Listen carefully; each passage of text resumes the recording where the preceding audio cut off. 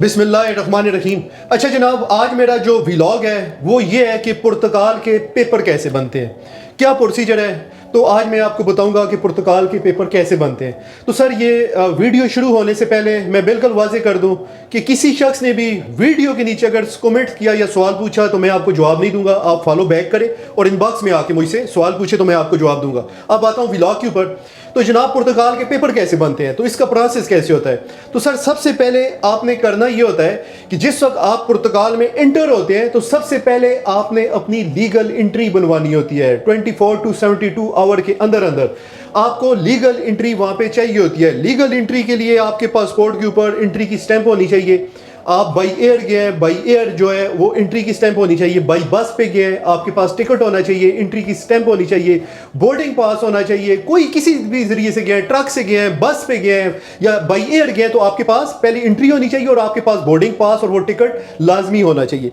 अगला एडिशन काम आपने ये करना होता है कि ये आपके ऊपर है, ये एक अच्छा एविडेंस है। आपको एक दिन होटल में स्टे करना चाहिए। उस होटल में आपको स्टे करना चाहिए जो एमा के साथ रजिस्टर्ड हो।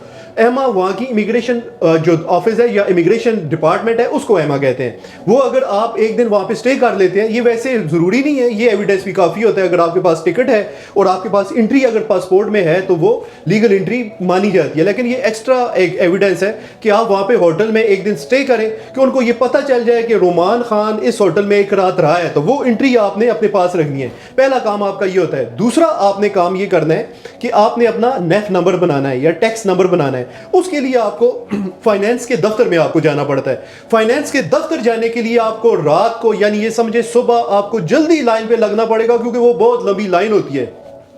उसमें आपने लाइन पे लगना है और अपना टैक्स नंबर वहां पे बनवाना है। वो आपका नेफ नंबर या जो फाइनेंस के दफ्तर में आप जाएंगे तो आपके पास एक बंदा जो है ग्रंटेड भी साथ होना चाहिए जिसका ऑलरेडी आर्टिकल 92 या पुर्तगाल का रेजिडेंट कार्ड बनो। वो अगर आपके पास होगा तो फिर आप टैक्स नंबर अपना बनवाते हैं। जिस वक्त आप पहली आपकी लीगल एंट्री हो गई, दूसरा आपका टैक्स नंबर हो गया जो फाइनेंस के दफ्तर में बनता है, वो जिस वक्त आपका पूरा हो जाएगा उसके बाद आपको चाहिए होता है कि आप जिस घर में रहते हैं आपके पास टेंडेंसी एग्रीमेंट या जहां पे अकोमोडेशन है, जो रिहाइश है, वो एग्रीमेंट आपके पास होना चाहिए कि आप किस रिहाइश में आप रहते हैं। फिर जिस वक्त आपके पास अकोमोडेशन का भी हो जाएगा उसके बाद आपका अगला जो काम बनता है वो है वोकेशनल कोर्स। आपको वोकेशनल कोर्स में एडमिशन अपना लेना पड़ेगा। वोकेशनल कोर्स 12 महीने से 18 महीने तक होना लाजमी है और ये ख्याल रखना है कि वो ऑनलाइन नहीं होना चाहिए। ऐसी वोकेशनल कोर्स में आपने एडमिशन लेना है जहां पे फिजिकली आपकी प्रेजेंस मौजूद हो, यानी आपको वहां पे जाना पड़े ताकि वहां की इमिग्रेशन जो एमा का दफ्तर है या एमा को ये यकीन आ जाए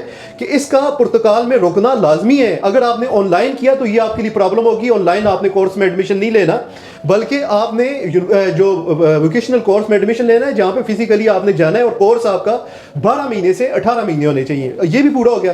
फिर उसके बाद आपके पास वर्क कॉन्ट्रैक्ट होना चाहिए कि आप काम क्या करेंगे। जिस वक्त ये चीज़ें, पहली चीज़ आपकी लीगल एंट्री, दूसरी चीज़ आपकी अकोमोडेशन, तीसरा आपका नेफ नंबर या टैक्स नंबर, चौथा आपका जो है घर का एग्रीमेंट, ये जिस वक्त 4-5 चीज़ें जिस वक्त आप पूरी होंगी तो फिर आपने अपने जो वकील है, वकील के थ्रू आपने एमा से अपॉइंटमेंट लेनी है।